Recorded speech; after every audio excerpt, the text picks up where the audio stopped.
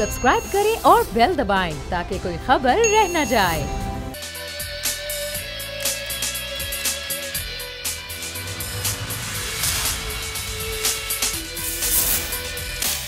बिस्मिल्लाहिर्रहमानिर्रहीम। अस्सलाम आपको मैं सलाम करूंगी और प्रोग्राम में आपको वेलकम कहूंगी। वैसे तो आज पंजाब की सियासत बड़ा अहम मौजू है नाजरीन, और इस पर हम बात भी करेंगे, लेकिन आज मैंने ये सोचा कि जिस खबर से मैं आगाज़ करूंगी वो हम सब के दिल से बहुत करीब है। ज़ैनब वो बच्ची, वो मासूम बच्ची जिसे रेप के बाद कत्ल कर दिया गया और उसके 2 साल बाद एक ज़ैनब एक्ट बिल 10 जनवरी को पेश किया गया। आज ये ज़ैनब एक्ट बिल तरमीम के बाद कौमी असम्बली से मंजूर हो गया और दोनों ऐवानों से मंजूरी के बाद, सदर की मंजूरी के बाद अब ये जो बिल है ज़ाहिर कानून की शक्ल इख्तियार कर लेगा। तरमीम की गई है वो शिक नंबर 2 में की गई है, जिसमें पहले ही जो इसका निफाज था वो सिर्फ इस्लामाबाद तक होता, लेकिन अब इसका निफाज पूरे मुल्क में होगा। ये बिल है क्या? ये बिल ये है कि जो शख्स ज्यादती करेगा उसे 10 या फिर ज़्यादा से ज़्यादा 14 साल की सज़ा दी जा सकेगी। इस पर भी बड़ी बात हो रही है, ज़ाहिर बड़ी बहस हो रही है और ये कहा जा रहा है कि सज़ा सिर्फ कैद की क्यों, सज़ाए मौत क्यों नहीं। और ज़ाहिर जो ज़ैनब के वालिद हैं वो भी कई बार ये मुतालबा कर चुके हैं। अलबत्ता आज ज़रा हम आपको दिखाते हैं कि ज़ैनब के वालिद ने आज जब ये बिल जो है वो मंजूर कर लिया गया तरमीम के बाद, तो उनका क्या कहना है। हमारे नुमाइंदे उमैर अंसारी के साथ वो मौजूद हैं, उनसे बात करते हैं। उमैर, क्या बताएंगे आप, ज़ैनब के वालिद क्या कह रहे हैं इस मौके पर? जी बिल्कुल, ज़ैनब अलर्ट बिल सेनेट से मंजूर होने के बाद आज कौमी असम्बली में भी मंजूर कर लिया गया है। इस वक्त मैं मौजूद हूँ ज़ैनब शहीद के घर। उनके वालिद से हम जानते हैं कि इस बिल के हवाले से वो क्या कहेंगे। जी बहुत शुक्रिया जी, मैं बहुत मशहूर हूँ। हमारी जो मौजूदा पार्लियामेंट है जिनकी ये बहुत मैं समझा हूँ ये अजीम काविश है कि ज़ैनब अलर्ट बिल जो बच्चों के तहफ़्फ़ुज़ हक़ूक़ के लिए ये बिल बना और इसको पास किया गया है। और मैं ये समझता हूँ मेरी आगे इसके साथ साथ मैं उम्मीद करता हूँ कि हमारी मौजूदा जो चारों सूबाई असम्बलियाँ हैं वो भी इसको जल्द अपने सूबाई असम्बलियों में पास करके और इसको जो है ना बॉटम लेवल तक, नीचे तक इसको इम्प्लीमेंट करेंगे। और साथ साथ मैं ये भी कहूँगा कि इलेक्ट्रॉनिक मीडिया और बोल टी वी ख़ुसूसी तौर पर लम्हा बे लम्हा हमारी आवाज़ बना है इस मामले में। ज़ैनब का जब से मामला शुरू हुआ है तो ये आज तक हमारे साथ खड़े हैं और मैं इनका भी बहुत मशहूर हूँ। जी बिल्कुल, जैसा कि ज़ैनब के वालिद का कहना था कि फौरी तौर पे इस पे अमल दरामद करवाया जाए और उसको निचली सतह तक लेके इस पे इम्प्लीमेंटेशन शुरू करवाया जाए। जी ठीक है भैया, और ज़ैनब के वालिद से आप बात कर रहे थे। हमें कराची स्टूडियो से ज्वाइन करें नज़ीर लगारी साहब। लगारी साहब, बहुत शुक्रिया आपका। सर, क्या हमने अपना हक अदा कर दिया इस ज़ैनब एक्ट बिल लाने के बाद? हक अदा होता है जब कानून पर अमल हो। कवानीन बहुत से मौजूद हैं, असल मसला होता है कि क्या हमारा मैकेनिज़्म इतना मौसर है कि वो अपने कवानीन पर अमल दरामद करा सके। उसलिए दोनों चीज़ों को बहुत अहम किरदार अदा करना, बल्कि 3 मराहिल होते हैं। एक तो इन्वेस्टिगेशन का पहला मसला ये है कि पुलिस गिरफ़्तार करे जिस आदमी ने जुर्म किया है। दूसरा मरहला होता है कि इन्वेस्टिगेशन प्रॉपर हो। हमारे यहाँ इन्वेस्टिगेशन प्रॉपर नहीं होती है, और इसके अलावा प्रोसिक्यूशन बहुत अच्छी होनी चाहिए। और आखिरी बात यह है कि ट्रायल मुनसिफाना होना चाहिए और ट्रायल के अंदर कोई फला नहीं होना चाहिए। और ऐसा ना हो कि संगीन तरीन जुर्म के मुजरिम जो हैं वो किसी कानूनी फला का जो है वो किस हुक्म का फ़ायदा उठाकर बरी हो जाते हैं। क्या हुआ मुख्तारा माई केस में, सारी दुनिया को पता है कि उसके साथ जुल्म हुआ है, लेकिन मुलजमान छूट गए। इस तरह से बहुत से केसेस में मुलजमान जो है वो छूट जाते हैं क्योंकि कवानीन के तकाज़े पूरे नहीं होते हैं, या तहकीकात के, या इंक्वायरी के, या इन्वेस्टिगेशन के, या उसके बाद फिर प्रोसिक्यूशन प्रॉपर नहीं होती है, केस पूरे तौर पर नहीं देखा जाता है, और ट्रायल में बहुत से घपले हो जाते हैं। अगर ये सारी चीज़ें ठीक हों और कानून पर मौसर अमल हो तो फिर शानदार। आप सही कह रहे हैं, जो हमारा अदालती निज़ाम है ज़ाहिर है वो इतना फास्ट नहीं है, उसको भी उतना मौसर होने की ज़रूरत है। लेकिन जो ये ज़ैनब एक्ट बिल है, ये इसमें जो 14 साल कैद की सज़ा है, क्या ये इतनी ही होनी चाहिए थी? सज़ाए मौत नहीं होनी चाहिए थी लगारी साहब? देखिए, जिस तरह हीनियस है, ज़ाहिर है अगर ये तो अगवा के बारे में है कि अगर कोई अगवा करता है, अलर्ट होता है, बंदा पकड़ा जाता है और बच्चा बचा हुआ होता है, ज़ाहिर है अगर खुदा न खास्ता किसी बच्चे की जान जाती हो तो वो तो दूसरी दफ़ा खुद ब खुद हो जाएगी ना, वो तो 307 हो जाएगी। लेकिन ये कि अगर कोई हार्म के बगैर बच्चा कोई अगवा करता है और बच्चे को कोई हार्म नहीं होता है तो एक शेख के उसने अगवा किया, इसके जुर्म की सज़ा ये मुनासिब है। इससे संगीन सज़ा भी हो सकती थी, लेकिन ये जो है इसको भी कम नहीं समझा जाना चाहिए। अगर 16 साल तक कोई शख्स पढ़ा है तो उसको ज़िंदगी भर ये एहसास रहेगा कि मैंने क्या जुर्म किया है।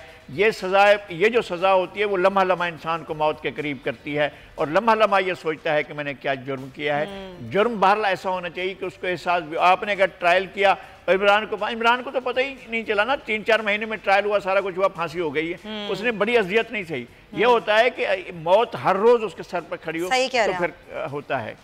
बिल्कुल आप सही कह रहे हैं, सज़ाओं को सख्त भी करने की ज़रूरत है और निज़ाम को मौसर और तेज़ करने की ज़रूरत है, जब जाके हम ये समझेंगे कि वाकई रियासत ने अपना हक़ अदा कर दिया है और कुछ हमारी भी जिम्मेदारी है। खैर आगे बढ़ते हैं। और जिस तरह मैंने अपने इंट्रो में कहा कि आज पंजाब की सियासत को बड़ा अहम मौजू है, क्योंकि आज हुकूमत जिसके मंशूर में शामिल था पाकिस्तान तहरीक इंसाफ के कि हमने जनूबी पंजाब सूबा बनाना है, और अब ये ऐलान बाकायदा तौर पर कर दिया गया कि जनूबी पंजाब को सूबा बनाने के हवाले से बिल जो है वो कौमी असम्बली में पेश किया जाएगा। और शाह महमूद कुरैशी साहब ने भी इस मौके पर बात की, फिरदौस आशिक अवान साहिबा ने भी इस मौके पर बात की और ये कहा गया कि जनूबी पंजाब के अवाम से जो वादे किए गए थे अब उनको पूरा करने का वक्त आ गया है। आज एक ही डेवलपमेंट हुई, कल जो मुलाकात हुई कुछ नून लीग के नाराज़ अरकान की वज़ीर आला पंजाब उस्मान बुज़दार साहब से, वो बड़ी खलचल पैदा हुई कि भाई लोग जो हैं वो फॉरवर्ड ब्लॉक बनाने की बातें कर रहे हैं, इसका फ़ायदा उठा रहे हैं, ज़ाहिर हुकूमत फ़ायदा उठा रही है। उसके बाद फिर वज़ीर आला पंजाब की वज़ीर आज़म से मुलाकात हुई और उस पर भी उनको तमाम तर ब्रीफिंग दी गई। तो ये जो तमाम तर मामलात चल रहे हैं, ज़रा इसकी जल्दी से अपडेट लेते हैं, फिर डिस्कशन करेंगे। शहबाज अहमद हमारे साथ हैं। शहबाज, ये जनूबी पंजाब ज़ाहिर बड़ी तनकीद का निशाना भी बनाया जा रहा था हुकूमत को कि तकरीबन 19 माह हो गए हैं, कोई काम नज़र नहीं आ रहा, कुछ नहीं हो रहा। अब काम तो शुरू हुआ है, लेकिन ज़रा ख़बरें बताइएगा अंदर की क्या हैं, या इतना आसान होगा इसको इम्प्लीमेंट करवाना? और ये जो आज बात की हुकूमत ने कि जी बिल हम जो है वो कौमी असम्बली में लेकर आएंगे। जी देखिए सुमैया, बहुत शुक्रिया। ये इतना आसान काम नहीं है, क्योंकि आज वाज़े तौर पे जो हुकूमती वज़रा ने अपनी प्रेस कॉन्फ्रेंस में ये कहा कि हमारा तहरीक इंसाफ का वादा था, और सिर्फ मंशूर ही नहीं, आपको याद इलेक्शन होने तक जनूबी पंजाब महाज बना था बकायदा, जिसने सिर्फ इस शर्त पर तहरीक इंसाफ के साथ इलेक्शन लड़ने की हामी भरी थी कि वो तहरीक इंसाफ जो है इलेक्शन जीत कर जनूबी पंजाब को सूबा बनाएगी। लेकिन अब इलेक्शन जीतने के बाद तहरीक इंसाफ के बाद 2/3 अक्सरियत नहीं है, और इसके लिए 2/3 अक्सरियत बहुत जरूरी है। अब तहरीक इंसाफ के पास कोई सादा अक्सरियत की हुकूमत है और सेनेट में भी इनके पास जो है वो अक्सरियत इस वक्त नहीं है। तो अब ये मामला अब पहले सेक्रेटेरिएट की तरफ जा रहा है, और सेक्रेटेरिएट में क्योंकि अब 2 इशूज ये हैं कि एक मुल्तान एक जो मरकज है जनूबी पंजाब का, और दूसरा बहावलपुर जहाँ पर ऑलरेडी जो सूबा बहाली तहरीक चल रही है। तो फैसला आज की मीटिंग में ये किया गया। जनूबी पंजाब के कुछ लोगों ने मुल्तान को जो है वो सेक्रेटेरिएट बनाने की मुखालफत की, तो वज़ीर आज़म इमरान खान ने ये भी कहा कि क्योंकि सूबा बहाली तहरीक बहावलपुर की भी चल रही है, तो हम कुछ डिपार्टमेंट जो है वो बहावलपुर में रखेंगे, आर्जी तौर पर कुछ डिपार्टमेंट जो है मुल्तान में रखेंगे। आइंदा माह कानून साजी का अमल शुरू होगा। कुल तकरीबन 3.5 अरब रुपए की लागत से सेक्रेटेरिएट बनेगा, जिसमें एडिशनल आईजी और एडिशनल चीफ सेक्रेटरी जो है वो यहाँ मुल्तान और बहावलपुर बैठा करेंगे, और उसके बाद ये फैसला किया जाएगा कि कितनी चेक पोस्टें बननी है, कितने मजीद इसमें जो सेक्रेटेरिएट है वो यहाँ पर इस पर जो आएगा लागत आएगी वो बनेगी। लेकिन दूसरी दिलचस्प आज डेवलपमेंट ही वज़ीर आला पंजाब ने जो आज इमरान खान से मुलाकात की, और उसमें उन्होंने बताया कि कल मुस्लिम लीग नून और पीपल्स पार्टी कुछ नाराज अरकान ने जो है वो उनसे मुलाकात की है, और मुलाकात में गिले शिकवे किए हैं। खास तौर पे वज़ीर आज़म इमरान खान ने कहा कि हमारा मौक़िफ़ बिल्कुल क्लियर है इस मामले पर, और हमने पहले भी कहा था कि जो पंजाब के तरक्याती फंड है वो हम जारी करेंगे, पंजाब में तरक्याती काम बर वक्त मुकम्मल होंगे। चूँकि निशान कल से जो मीडिया की जीनत बने हुए हैं, उससे ज्यादा इमरान खान ने कहा, बल्कि उस्मान बुज़दार को दाद भी दी है कि उस्मान बुज़दार पंजाब में अच्छा काम कर रहे हैं, अपोजिशन अरकान भी उनसे मुलाकात कर रहे हैं। इस पर उस्मान बुज़दार ने कहा कि आने वाले दिनों में मजीद अरकान से भी हम राब्ते में हैं, और मजीद अरकान भी जल्द या तो तहरीक इंसाफ के साथ मिलेंगे फॉर्मूला बनाकर, या हुकूमती बेंचेस पर जो है मौजूद होंगे, लेकिन हुकूमत बिला तफरीक जो है वो सबको तरक्याती फंड जो है वो मुहैया करेगी। तो ये दो बड़ी अहम डेवलपमेंट्स थी जनूबी पंजाब के लिए। तो आइंदा माह बाकायदा कानून साजी का अमल भी शुरू हो रहा है और आइंदा माह इस सेक्रेटरिएट पर जो काम भी हो जाएगा। लेकिन आज जो इजलास में अंदरूनी कहानी हमें मौसूल हुई है कि जब बहावलपुर को बनाने की शाह महमूद जहांगीर तरीन की जानिब से मुखालफत की गई कि जो इंतजामी सेक्रेटरिएट है वो बहावलपुर को ना बनाया जाए बल्कि मुल्तान को बनाया जाए, जिस पर समीउल्लाह गिलानी जो कि बहावलपुर से रुकन कौमी असम्बली है, उन्होंने ये तजवीज़ दी कि इस मामले को जो है वो इस पर मुशावरत की जाए और हुकूमत और तहरीक इंसाफ के अलावा जो मुस्लिम लीग नून और दीगर जमातों के जो जाहिर सबसे मुशावरत तो की जाएगी, इतना आसान भी नहीं होगा। शहबाज बहुत शुक्रिया आपका। इस तमाम तर सूरत हाल हम बात करेंगे। वज़ीर आप फयाज हसन चौहान साहब हमें ज्वाइन करें। चौहान साहब बहुत शुक्रिया। कल कुछ अरकान ने ज़ाहिर मुलाकात की है वज़ीर आला पंजाब से, कितने अरकान हैं जिन्होंने वादा भी कर लिया है आप लोगों में शमूलियत इख्तियार करने का? सर क्या बताएंगे? रहीम, देखिए बात यह है, मैं बड़े अरसे से ये बात कर रहा हूँ और मैंने हमजा शहबाज साहब ने जिस दिन ये बयान दिया था ना महीना डेढ़ पहले कि अब हमने फैसला किया है कि हम नून लीग की खिड़कियाँ खोल देंगे, दरवाजे खोल देंगे, तो मैंने कहा था हमजा शहबाज साहब जिंदगी में कभी गलती ना कीजिएगा अपनी नून लीग की खिड़कियाँ और दरवाजे खोलने की, वरना आपके सारे पंछी जो MNA MP है ना वो उड़ के PTI की मडेर पे आके बैठ जाएंगे। और वही हकीकत भी है। अब तकरीबन 50 कौमी असम्बली में और 50 इस वक्त सूबाई असम्बली पंजाब में है कि जो इनके MNA MP इनसे मुतनफ़र हो चुके हैं और वो मुतनादी तौर पे आले शरीफ और नवाज शरीफ साहब, शहबाज शरीफ साहब और हमजा शहबाज साहब, इनके मुतकब्बराना एटीट्यूड, इनकी करप्शन जो पिछले 1.5 सालों में खुल के सामने आ रही है, हर रोज एक नया कारनामा, एक नया चंद चढ़ाया होता है इन्होंने, और इनका फिर बुज़दिली के साथ भाग जाना बाहर, ये वो कुछ फैक्टर्स हैं जिसकी वजह से इनके MNA MP, इनके पार्लियामेंटेरियन इनसे मुतनफ़र हैं। अच्छा, तो अब सूरत हाल आपके सामने है कि अब हमजा शहबाज साहब अपना एक फ्रंटमैन राना मशहूद के जरिए से हर 2 महीने बाद एक शुरू छोड़ते हैं जनाब के 1 महीने बाद हुकूमत चेंज होने वाली है, नून लीग की हुकूमत आने वाली है। तो मैं ये समझता हूँ कि कल निशात ढहा साहब ने जो 9-10 मेंबरान के साथ मुलाकात की है CM साहब के साथ, उसने मैसेज दे दिया है फरजंदे आला साहब को कि इंसान बन जाओ और आराम से जो ना इस जमहूरी प्रोसेस के अंदर अपना किरदार अदा करो। अच्छा सर, एतजाज एहसन साहब की गुफ्तगू आपने सुनी होगी, वो ये कह रहे हैं कि मियां नवाज शरीफ को ला नहीं सकते आप लोग, सिर्फ बातें बना रहे हैं, लाने की पोजीशन में हुकूमत नहीं है। देखिए बात ये है कि वापस लाने के तो हम इल्ताफ हुसैन को वापस नहीं ला सके पिछले 20-22 साल से, ठीक है जी, वो तो पाकिस्तान को नौजुबिल्ला मानसल्ला नंगी गिरनी गालियाँ दिया करता था, ठीक है, लेकिन कुछ मामलात हैं, हमने खत लिखा है और कोशिश कर रहे हैं कि बरतानवी हुकूमत के साथ मिलकर जो है वो चीज़ों को मटेरियलाइज करें। और अभी जो कल खबर चलती रही कि बरतानवी एस्टेब्लिशमेंट के लोगों ने मुलाकात की, इसको आले शरीफ, नून लीग और राना सनाउल्लाह साहब अपने मतलब के लिए पोर्ट्रेट करने की कोशिश करते रहे कि जैसे जनाब मामलात इनके सीधे होने लगे हैं और इनको आलमी एस्टेब्लिशमेंट और बरतानवी एस्टेब्लिशमेंट वापस इक़्तिदार में लाने लगी है। वो हकीकत ये थी कि बरतानवी एस्टेब्लिशमेंट और उसके एहलकार इनको आके मिले थे कि जनाबे वाला आप पाकिस्तान के कौमी मुजरिम हैं, आपके हवाले से डिमांड आई है, आप अदालतों से भागे हुए हैं, अदालतों ने आपको जमानत दी थी, आप इस वक्त इश्तिहारी हैं और आप अपने वापसी का जनाब बंदोबस्त करें। असल चीज़ ये थी। तो अब हम कोशिश कर रहे हैं, अब आप देखें, अल्लाह पाक खैर करे। अच्छा, मरियम साहिबा के हवाले से क्या सोच रही है पंजाब हुकूमत, उनका नाम ECL से निकालना है या नहीं? देखें बात ये है कि बेगम सफदर अवान साहिबा का तो कोई सूरत ही नहीं ना बनती। वो मुजरिम है, अदालतों के फैसलों की रोशनी में मुजरिम है और उनका बाहर जाने की कोशिश ही नहीं है। बाहर तो इनका पूरा टब्बर मौजूद है, हसन नवाज साहब, हुसैन नवाज साहब, सलमान शहबाज साहब, अस्मा नवाज साहिबा, इसहाक डार साहब, शहबाज शरीफ साहब, अब तो मोहतरमा शमीम शरीफ साहिबा भी चली गई हैं। सारे का सारा बाहर टब्बर मौजूद है और वो वैसे भी जना वो आई थिंक सो कि अब इतने बीमार होते तो जना 4 महीने हो गए, 4.5 महीने किसी न किसी अस्पताल में दाखिल होते, एक दिन के लिए भी किसी अस्पताल में दाखिल नहीं हुए, ना कोई रिपोर्ट भेज रहे हैं। तो अब ये यहाँ के वहाँ पे जाके कौन सा वक्री ट्रीटमेंट करेंगे या कोई वक्री जना हॉस्पिटैलिटी करेंगी या वक्री जना तबीदारी करेंगी। इन्होंने उनका ज़हन ही खराब करना है। पहले भी इस वक्त नवाज शरीफ साहब इस हालत तक पहुंचे हैं तो इसी बेगम सफदर अवान साहिबा की वजह से पहुंचे हैं कि बेगम सफदर अवान साहब के जो असालीक थे, परवेज रशीद साहब, उनकी पुट्ठी सीधी सोचें, anti Pakistan, anti establishment, pro India, pro Modi, वो सोचे हैं कि जो पढ़ा के, जो कलमे पढ़ा के, जो पहाड़े पढ़ा के जनाब मरियम नवाज का दिमाग खराब हुआ, बेगम सफदर रहमान साहिबा का। बेगम सफदर रहमान साहिबा ने नवाज शरीफ साहब का दिमाग खराब किया और नवाज शरीफ साहब इस हालत तक पहुंच गए हैं कि अब ना खुदा ही मिला, ना विसाले सनम, ना इधर के रहे ना उधर के रहे।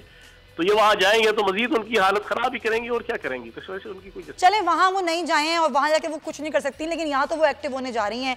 कल की खबर है कि वो दोबारा से सियासत में एक्टिव हो रही हैं। तो एक्टिव होंगी तो दोबारा गिरफ्तार हो जाएंगी, क्योंकि वो मुजरिम है ना, जमानत पे है ना। एक मुजरिम किस तरीके से जना वो जाके जना एक्टिव हो सकता है पॉलिटिक्स में और जना में, वो सजा याफ्ता है।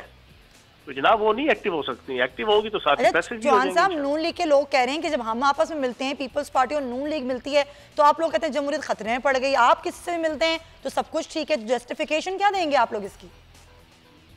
आप मिले जाके एमक्यूएम से, आप मिले जाके पीपल्स पार्टी से। इस पीपल्स पार्टी को, बेनजीर भुट्टो साहिबा को, आसिफ जरदारी साहब को, जो जो कहते रहे ये लोग, आप जरा चला देना सोशल मीडिया पे और आपके अपने रिकॉर्ड के अंदर बेतहाशा चीजें मौजूद होंगी। ये मिले तो ठीक है, आप करें तो रामलीला, हम करें तो क्रिकेट हीला, आप करें तो सुभान अल्लाह, हम करें तो अस्तगफिरुल्लाह, आप करें तो माशाल्लाह, हम करें तो नौज़बिल्लाह।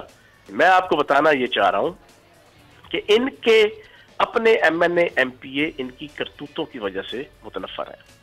अब जब वो मुतनफ़र है तो में इनका हर रोज एक नया पोशीदा मुआशी माशरती गुनाह सामने आता है, मुल्क और कौम के साथ बेवफाइयाँ सामने आती हैं, इनके खिलाफ केसेस होते हैं करोड़ों अरबों डॉलर के और जना लूट मार के, मनी लॉन्ड्रिंग के। तो वो चीजें पता चलती जा रही हैं। खुद तो भाग गए हैं, ठीक है जी, पीछे उन बेचारों को छोड़ गए हैं। अब वो मुतनफ़र हो के अगर राब्ता कर रहे हैं तो वो खुद कर रहे हैं, हम तो नहीं। हम तो चाहे तो फिर फॉरवर्ड ब्लॉक तो फिर एक प्रॉपर तरीका होता है ना। अच्छा, तो वो तो एक पूरा मैकेनिज्म होता है। अच्छा, मुश्किल तो नहीं है, लेकिन हम नहीं चाहते, हम ये चाहते हैं। लेकिन जब ये बढ़ के मारते हैं ना हमजा शहबाज साहब और आगे जो अपना एक माफी वो रखा हुआ है ना अपने दौर के अंदर पोल्ट्री का कारोबार संभालने के लिए, राना मशहूर साहब, जिसकी वजह से आप लोगों ने इसका नाम डाला था कुकड़ी माफिया।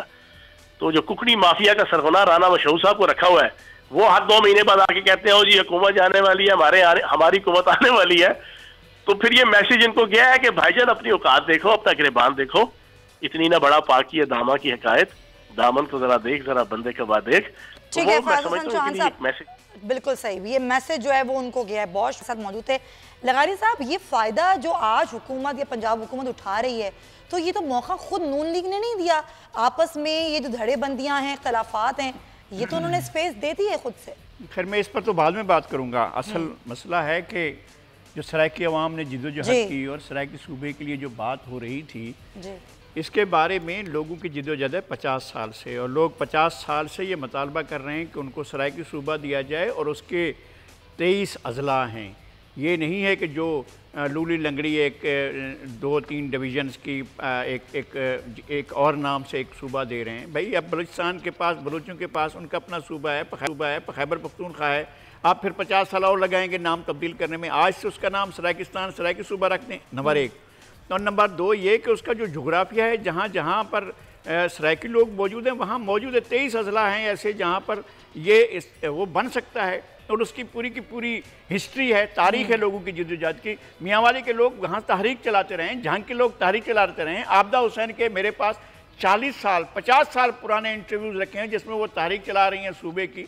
इस तरह से झंग के अलावा चिन्योट है और वहाँ पर खुशाब है और उसके अलावा जो है अपना पाक पतन है और उसके अलावा उकाड़ा है। यहाँ के लोगों को कहाँ ले जाएंगे आप? और डेरा इस्माइल खान है, वहाँ पर टांक है, उन डिस्ट्रिक्ट्स को लें। फिर ये DG Khan division, Multan division, Bahawalpur division, इन पर एक सूबा बनाएं।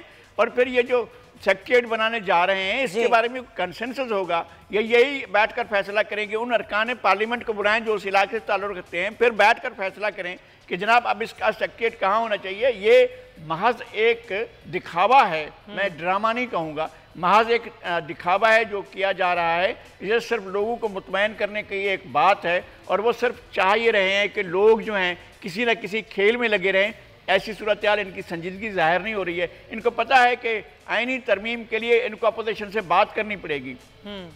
अपोजिशन से बात करने का मतलब यह है कि इनको पीपल्स पार्टी और PMLN के पास जाना पड़ेगा, तब जाकर आईनी तरमीम करा सकेंगे। आइन में लिखा हुआ 4 सूबे हैं, सिंध, बलूचिस्तान, खैबर पख्तूनख्वा और सिंध, पंजाब। अगर ये इसके अलावा आप एक और सूबा बढ़ाना चाहते हैं तो आइन के अंदर तरमीम करनी पड़ेगी और वो ऐसे नहीं हो सकती। बिल्कुल आप सही कह रहे हैं। बात करेंगे लगारी साहब, राना अरशद साहब में ज्वाइन कर चुके हैं नून लीग से, लेकिन उनका मौक़िफ़ और आपकी बात को आगे बढ़ाने के लिए हमें यहाँ पर पहले एक ब्रेक लेना है। ब्रेक में वापस आएंगे, डिस्कशन को मजीद आगे बढ़ाएंगे। Stay with us.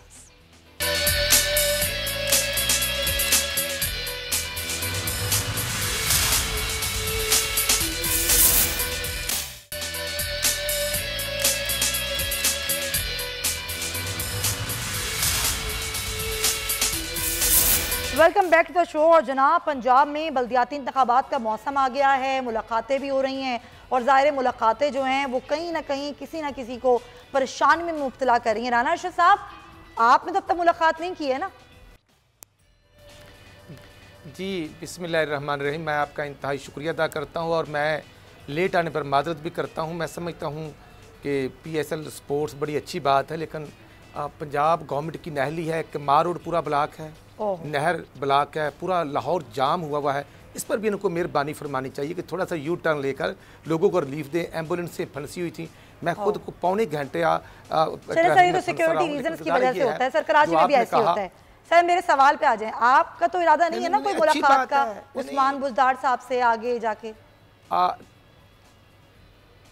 इशू ये है, मैच तो 7 बजे शुरू होना है और 4:30 या 4 बजे ट्रैफिक का ब्लॉक होना समझ से बालातर है। इशू ये है, उस्मान बुज़दार साहब से मुलाकात की मुझे ख्वाहिश नहीं है, क्योंकि वो जनवरी 2014 तक हमारे साथ ही था, हमारा टिकट होल्डर था और पिछला इलेक्शन में लूज़ कर गया था, हमारा भाई था रहा, लेकिन उनको भी नहीं पता था और हमें भी नहीं पता था कि उसकी किस्मत का सितारा पाकपतन से जो है वो चमक पड़ना है।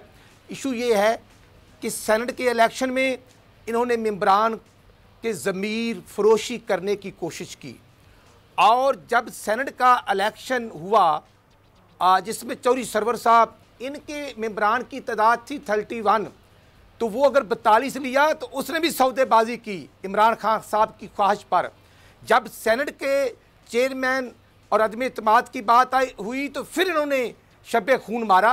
लिहाजा इनसे कोई बाइद नहीं, ये करप्शन करने वाले टोले। अब देखना खान साहब इन्वेस्टिगेशन कमेटी, आपके लोग अगर मुनारिफ हो रहे हैं, पार्टी में फॉरवर्ड ब्लॉक बन रहा है, तो इसमें आप ये इल्जाम कैसे लगा रहे हैं कि जी यहाँ पर भी जमीर जो है वो खरीदे जा रहे हैं? जमीर बेच रहा है, ऐसे नहीं है, ऐसे नहीं है, ऐसे है नहीं। नहीं, मैं अर्ज करूंगा इंतजामिया के जरिए, DPO और DCO के जरिए और कुछ दिगर एंटी करप्शन के जरिए, FIA के जरिए मेंबरान असम्बली को थ्रेट देना और ये कहना कि आपके एहसन इकबाल को अगर हमने से स्पोर्ट्स सिटी कम्प्लेक्स में पकड़ लिया था तो आप लोगों ने भी अपने हलकों में डेवलपमेंट करवाई हुई है। मैं समझता हूँ ये रवैया तज़हीक अमेज़ है। आप लोगों के अपने इजलास में हुआ है, जो आपके अपने ब्लैकमेल करके कल कलामी हुई है, वो तो इन लोगों ने नहीं कराई ना, वो तो आपके अपने इख्तलाफात हैं, उसका PTI से क्या ताल्लुक है? नहीं, नॉट एट ऑल, कोई ऐसी बात नहीं ना। को पंजाब में, मैं अभी पंजाब असम्बली से आ रहा हूँ और हमजा शहबाज साहब ने मीटिंग ली है। तमाम अल्हम्दुलिल्लाह मेंबरान असम्बली जो हैं अल्हम्दुलिल्लाह वो सेटिस्फाइड हैं, बुलाया है, इनसे पूछा है कल क्यों मुलाकात की है, निशात डार साहब से पूछा है क्यों मुलाकात की है कल बुज़दार साहब से? जी बिल्कुल बिल्कुल बिल्कुल, वो मेंबरान हमारे साथ ऑन बोर्ड हैं। अच्छा। और उनको ये तो देखना, ये 6 लोग थे, इन लोगों ने कम से कम तकरीबन को 30-35 लोगों को इतना थ्रेट किया है कि आपको आज इन्वेस्टिगेशन कोई ना कोई अदारा पकड़ लेगा, आपके हल्के में फलां वाकयात हुए थे, तो ज़्यादा बेहतर होगा ना, ये चीजें सिर्फ नहीं होगा, बयानबाजी के हद तक नहीं होनी चाहिए पॉइंट, लेकिन आप कह रहे हैं कि थ्रेट किया, आटे बहरान में शामिल कर लें। बिल्कुल सही। लगारी साहब, आपका मौक़िफ़ भी इस पर नहीं आया था, मैं चाहूंगी आप भी जरा इस पर बात करें। मेरे ख्याल में सूरत हाल अफसोसनाक है। फ्लोर क्रॉसिंग हो रही है और वो पार्टी फ्लोर क्रॉसिंग के लिए राह हमवार कर रही है, जिस पार्टी का मौक़िफ़ ये रहा है कि अरकान असम्बली को अपनी वफादारियाँ कायम रखनी चाहिए। PTI ने अगर ये रास्ता अख्तियार किया है कि अरकान असम्बली को तोड़ने के लिए कोई ना कोई लालच, कोई धमकी या कोई और तरीका अख्तियार किया जाए तो मुनासिब नहीं है। अपनी मर्ज़ी से जो छोड़ कर आता है वो आ जाए और शामिल हो जाए। वो ये भी कहे कि मैं अपनी पार्टी पर, अखलाक होता है, एक अखलाक ये है कि पहले आप जाकर रिज़ाइन करें, और कहें कि जी मैं दस्तबरदार हो रहा हूँ इस सीट से, चूंकि ये सीट मुझे नून लीग ने दी थी या पीपल्स पार्टी ने दी थी या किसी जमात ने दी, अब मैं इस जमात के साथ मुतमईन नहीं हूँ, मैं अपनी सीट छोड़ रहा हूँ और मैं जा रहा हूँ किसी और पार्टी में, और वो पार्टी भी उसको टिकट दे, वो दोबारा इलेक्शन लड़कर आ जाए, सुभान अल्लाह बैठ जाए। तो ये सियासत के अंदर ये चीज़ें जो है वो रास्ते देना, पेट्रोआर्ट बनाना, ये सारे का ये पहले भी होता रहा है और अब भी हो रहा है, ये मुनासिब नहीं है। जहाँ तक बात है उनके दाखिली इख्तलाफ की, तो नून लीग में ऐसी सूरत हाल मौजूद है, लोग लीडरशिप की तर्ज अमल से बहरहाल परेशान हैं और बड़े बड़े लीडर्स परेशान हैं। राना साहब शायद ना हूँ, राना साहब का एक देरीना साथ भी है और वो कभी भी इस तरह की सूरत हाल में नहीं रहे हैं, लेकिन बहुत से लोग ऐसे हैं जो सच्चाई के रास्ते पर भी खड़े रहे, जमहूरियत के साथ भी खड़े रहे, लेकिन उनको ये दूसरी बार नज़र आ रहा है कि शरीफ ख़ानदान मुश्किल वक्त में मुल्क को, पार्टी को, हर चीज़ को छोड़कर मुल्क से बाहर चला जाता है। और यही हुआ परवेज़ मुशर्रफ के दौर में आज से 20 साल पहले कि क्या हुआ था। पूरा ख़ानदान अपने 56 अटैची केस लेकर संभाल कर आराम से चला गया था, ना कोर्टों ने पूछा कि भाई सज़ा हो चुकी है, ना उस वक्त एग्जेक्टिव को ये ख्याल आया कि सज़ा हो चुकी है, और कैसे हो सकता है कि आप जेल से किसी को निकाल कर बैरून मुल्क भेज दें किसी और कैदी के साथ। आज तक ऐसा नहीं हुआ है और इस मरतबा भी ये हुआ है। तो ये शिकायतें उनकी ठीक हैं कि लीडरशिप को साथ खड़े होना चाहिए। ठीक है, मियाँ नवाज शरीफ बीमार हैं तो चलें वहाँ रह जाएं, मियाँ शहबाज शरीफ तो वापस आ जाएं और जाकर पार्टी की अपनी क़यादत संभालें। वहाँ पर पूरा अपोजिशन का ऐवान जो है उनका इंतज़ार कर रहा है, पूरा अपोजिशन की पार्टियाँ उनका इंतज़ार कर रही हैं। उन्हें जाना चाहिए, वापस आना चाहिए, बैठकर सियासत करनी चाहिए और किसी ना किसी चीज़ के आड़ लेकर नहीं रहना चाहिए, उनको बाहर नहीं रहना चाहिए। उनका बाहर रहना जो है वो सियासत के लिए भी नामुनासिब है, खुद PMLN के लिए भी नामुनासिब है। बिल्कुल सही कह रहे हैं लगारी साहब, राना अर्शद साहब। दूसरा हफ्ता मार्च का शुरू हो गया, मार्च में आने की बातें थी, कहाँ है मियाँ शहबाज शरीफ साहब? ये तो आप लोगों के अंदर से आवाज़ उठ रही है। मैं अर्ज़ करूँगा कि मियाँ नवाज शरीफ साहब क्योंकि बीमार हैं, साथ उनको स्टेंट पड़े हुए हैं, उनकी वेन्स जो है और वह इंतहाई मैं समझता हूँ कि डॉक्टर्स उसको देख रहे हैं। वो इंशाल्लाह बहुत जल्द ऑपरेट डॉक्टर्स उनको करेंगे और ऑपरेट होने के फ़ौरन बाद शहबाज शरीफ साहब वापस आएंगे। ख्वाहिश तो हमारी थी कि मरियम बीबी को जाने दें, लेकिन यहाँ तो पूरी गवर्नमेंट, पूरी कैबिनेट मीटिंग इसी पे लगी होती है कि मरियम बीबी को नहीं जाने देना। स्पोक पर्सन के साथ मुझे एक बात बताएं राना अर्शद साहब, चले ठीक है, एक लॉजिकल बात बताएं सर। उनके दोनों साहबजादे वहाँ मौजूद हैं, इसाक डार साहब वहाँ पर मौजूद हैं, उनकी वालिदा वहाँ पर मौजूद हैं। यहाँ पर नून लीग की सियासत को जरूरत है मियाँ शहबाज शरीफ की, क्या नहीं आना चाहिए उनको? आप ठीक कह रही हैं जी। गुजारिश ये है अगर ये नहीं जाने देंगे तो, क्योंकि डॉक्टर्स अपना प्रोसेस कर रहे हैं, इंशाल्लाह विद इन फ्यू डेज वो ऑपरेट करेंगे और शहबाज शरीफ साहब वापस आ जाएंगे। देखें ना, हमारी कल कहोटा में जलसा था, अल्हम्दुलिल्लाह शाहिद खाकान अब्बासी, एहसन इकबाल, राना सनाउल्लाह साहब मियाँ नवाज शरीफ का, शहबाज शरीफ के बयानिए को लेकर आगे बढ़े हैं। महंगाई, बेरोज़गारी, लाकानूनियत को अल्हम्दुलिल्लाह हम फेस कर रहे हैं। ये देखना जनूबी पंजाब के नाम पर ड्रामे करने वाले क्या ड्रामे कर रहे हैं। जो इन्होंने 100 दिन के अंदर सूबा बनाना था वो पौने 2 साल में नहीं बना सके और अब अपना मुँह छिपाने के लिए क्या कर रहे हैं। ये ओछे हथकंडे हैं जो हमारे मैंडेट को चोरी करने के लिए उस वक्त 25 जुलाई को यहाँ पर आजमाए गए थे। आज भी हम मियाँ नवाज शरीफ की क़यादत में इकट्ठे हैं। हम कौमी इशूज़ पर तमाम तर तहफ़्फ़ुज़ात होने के बावजूद इस गवर्नमेंट के साथ रहे हैं, वो इंडिया का इशू हो। अच्छा, फॉरवर्ड ब्लॉक बनने जा रहे हैं, नहीं बनने जा रहा राना साहब? ये फॉरवर्ड ब्लॉक बनने जा रहे हैं, नहीं बनने जा रहा? नहीं है फॉरवर्ड ब्लॉक बनने जा रहे हैं, नहीं बनने जा रहा? नहीं, कोई ऐसी बात नहीं, कोई फॉरवर्ड ब्लॉक नहीं बन रहा। वो जो MPs मिले हैं उन्होंने बिल्कुल हमें कहा है कि हमें फंड दिए गए हैं करोड़ों में नहीं अरबों रुपए में। ठीक है, खुद खान साहब फरमाया करते थे कि MNAs MPs को फंड नहीं देने चाहिए। अब वो अपने लोगों को भी नवाज रहे हैं और अपोजिशन को फंड के जरिए कौमी खजाने के जरिए अपने लोगों की वफादारियां तब्दील करने पर मजबूर कर रहे हैं। ये है अहमद खान न्याजी साहब। सर, जो खरीदने वाला है वो जब खरीदता है, जब बिकने वाला भी तैयार हो। चले पॉइंट टेकिंग। लगारी साहब, आपको क्या लगता है अभी जब तक शहबाज शरीफ वापस आएंगे कहानी कहाँ तक चेंज हो चुकी होगी? नहीं, चेंज होने की बात दूसरी है, इनको वापस आना चाहिए। इनका किरदार मौजूद है, लोगों ने इनको वोट दिया है। वोट इसलिए नहीं दिया है कि जनाब आप बीमारी की, आजारी की आड़ लेकर, लोग होते हैं जेल में बैठे रहते हैं। वोटों के लिए तो कहा गया था ना, वो कहा गया था कि जनाब चले जाएं, आपके लिए हम रास्ता खोल देते हैं, आपको इस्लामिक कॉन्फ्रेंस का चेयरमैन बना लेते हैं, आप वहाँ मौजूद हैं, जाकर उसको संभालें, यूनाइटेड नेशन में ले जाना चाहते हैं, आपको वहाँ ले जाएं, पाकिस्तान छोड़ दें, पाकिस्तान से चले। उन्होंने कहा भाई मैं यहीं मरूंगा और यहीं फांसी पर चढ़ूंगा, मैं मुल्क छोड़कर कहीं नहीं जाने वाला हूँ। वो बैठे रहे। और इनको होता ये है कि जब ये बीमार होते हैं या कोई चीज़ होती है, अच्छा उस वक्त तो बीमार भी नहीं थे ना, जब 10 साल की डील करके चले गए थे। सियासत में इस तरह नहीं चलता है। पंजाब के लोग ऐसा नहीं है, उन्होंने देख लिया, एक बार देख लिया, दूसरी बार देख रहे हैं। इन्हें इस तरह नहीं करना चाहिए, सियासी अमल के अंदर रहना चाहिए, लोगों के साथ रहना चाहिए। आपका दुख, आप लोगों के साथ रहेंगे, लोग आपके दुख में शरीक होते हैं, आप अपना दुख उठाकर साथ चले जाते हैं और मुल्क छोड़ देते हैं। ये तरीकाकार मुनासिब नहीं है। सियासतदानों को मुल्क के अंदर रहना चाहिए। बुरे भले हालात होते हैं और बुरे भले हालात, लेकिन मुल्क में रहना और उन चीजों को समझना बड़ा जरूरी है। आप सही कह रहे हैं लगारी साहब, पॉइंट लेकिन बहुत शुक्रिया आपका नज़ीर लगारी साहब, आपका भी बहुत शुक्रिया। राना शसेना बहुत शुक्रिया आपका। ब्रेक में वापस आएंगे तो कोरोना वायरस की बात होगी। स्टे विद अस।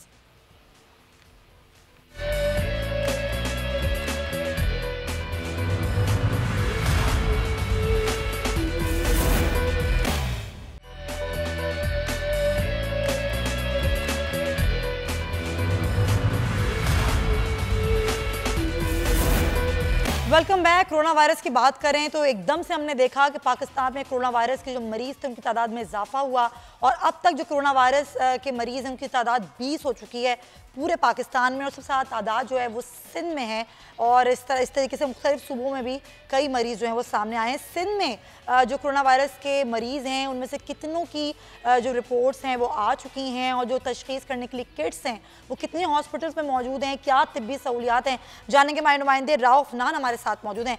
राउफ नान, क्या बताएंगे आप इस हवाले से? सिंध से कोरोना वायरस के अब तक 15 केसेस सामने आ चुके हैं। 14 का ताल्लुक कराची से है जबकि 1 का ताल्लुक हैदराबाद से है। सिंध भर से अब तक 162 मुश्तबा मरीजों के टेस्ट किए जा चुके हैं जिसमें से 147 के जो रिपोर्ट्स हैं उसके नताइज मनफी हैं जबकि 15 में कोरोना वायरस की तशखीस हुई थी। 14 अभी भी जेर इलाज है जबकि 1 नौजवान याए जाबरी मुकम्मल तौर पर सेहतियाब हो चुका है, उसे डिस्चार्ज किया जा चुका है। बात की जाए कोरोना वायरस की टेस्ट की किट्स की तो वो किट जो है वो डाउ यूनिवर्सिटी हॉस्पिटल, उसी के साथ साथ आगा खान हॉस्पिटल के अंदर सिर्फ किट्स मौजूद हैं जबकि कराची के अंदर जिना अस्पताल, डाउ यूनिवर्सिटी हॉस्पिटल, सिविल हॉस्पिटल और आगा खान अस्पताल के अंदर आइसोलेशन वार्ड कायम किए गए। इसी के साथ साथ महकमा सेहत की जानिब से गडाब के अंदर एक 100 बिस्तर का अस्पताल जो है वो कोरोना वायरस के मरीजों के लिए मुख्तस किया गया। ताहल सिविल अस्पताल के अंदर जो कोरोना वायरस जिन मरीजों में तशखीस हुआ है वो भी ज़ेर इलाज है। उसी के साथ साथ आगा खान अस्पताल के अंदर ज़ेर इलाज है। तो आगा खान अस्पताल जो है वो कोरोना वायरस की टेस्ट की मद में 7,900 रुपये चार्ज कर रहा है। वो उन मरीजों से चार्ज कर रहा है जो डायरेक्टली आगा खान के अंदर रिपोर्ट होते हैं, वहाँ जाकर अपने टेस्ट कराते हैं। पहले उनकी स्क्रीनिंग की जाती है, अलामतें ज़ाहिर होने की सूरत में उसके बाद उनके टेस्ट किए जाते हैं, फिर उनसे 7,900 रुपये लिए जाते हैं। जबकि बात की जाए सिविल अस्पताल के अंदर आने वाले मुश्तबा तमाम मरीज़ हैं उनके टेस्ट के जो नमूने हैं वो भी आगा खान अस्पताल के अंदर भेजे जा रहे हैं। ताहम उसके जो पैसे हैं वो मरीज़ को देने नहीं पड़ते क्योंकि महकमा सेहत सिंध और आगा खान अस्पताल के माबीन एक मुआहदा हुआ है कि जो सरकारी ज़रिए से सरकारी चैनल से जो टेस्ट आगा खान अस्पताल के पास जाएगा उसके तमाम अखराजात जो है वो महकमा सेहत सिंध बर्दाश्त करेगा। लेकिन इसके अलावा डाउ यूनिवर्सिटी हॉस्पिटल है वो FELTP की सिफारिशात के मुताबिक अगर कोई मरीज़ आता है और वो ये जाहिर करता है कि उसकी ट्रैवल हिस्ट्री ईरान और बैरून मुल्क से है जहाँ जहाँ कोरोना वायरस अब तक रिपोर्ट हो चुका है तो वो आकर बताता है कि मुझे टेस्ट करवाना है। बिल्कुल सही राउफ नान, हमें आपसे की सूरत हाल बता रहे थे। जिस तरह राउफ नान ने बताया कि जो एक केस है वो हैदराबाद का भी है, तो हैदराबाद में क्या सहूलियात हैं और वहाँ पर आइसोलेशन सेंटर कितने हॉस्पिटल्स में कायम किए गए हैं। गुलाम शब्बीर अराई हमारे नुमाइंदे हमारे साथ मौजूद हैं हैदराबाद से, उनसे जानेंगे हैदराबाद में क्या सूरत हाल है। शब्बीर अराई जी बिल्कुल, हैदराबाद में भी कोरोना वायरस का पहला मरीज़ जो है वो सामने आ चुका है। महकमा सेहत की जानिब से 55 साला खातून जो है उसमें कोरोना वायरस की तशखीस जो है वो हो चुकी है। औरत 55 साला जो है फातिमा इकबाल शाह जो है उसमें बताया जा रहा है कि वो दोहा से 1 मार्च को पाकिस्तान आई थी। उसके बाद उनकी स्क्रीनिंग की गई थी, स्क्रीनिंग के बाद वो घर चली गई थी। घर जाने के बाद जो है उसके सैंपल लिए गए हैं। सैंपल लेने के बाद कोरोना वायरस मस्बत आने के बाद गुज़िश्ता रात जो है वो सिविल अस्पताल इंतज़ामिया ने उनको जो है आइसोलेशन वार्ड में मुंतकिल किया गया है। इस वक्त मैं मौजूद हूँ हैदराबाद के आइसोलेशन वार्ड में जहाँ पे जो गार्ड हैं वो भी तैनात किए गए हैं मजीद। और डीजी हेल्थ का ये कहना है कि दोहा से ये खातून जो है वो आई हैं, अपनी फैमिली के हमरा आई हैं, उसके बाद इनके सैंपल्स लिए गए हैं।